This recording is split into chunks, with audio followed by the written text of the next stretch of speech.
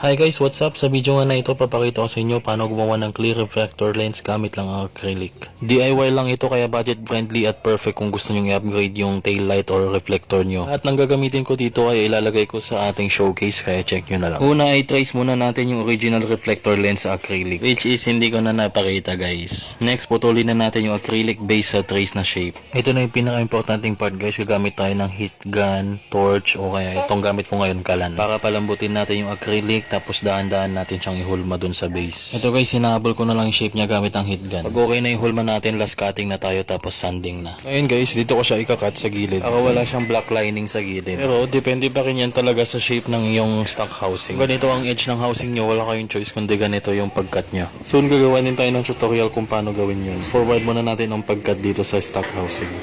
Ito nga pala guys yung last cutting ng ating acrylic lens. Fast forward natin ulit to guys.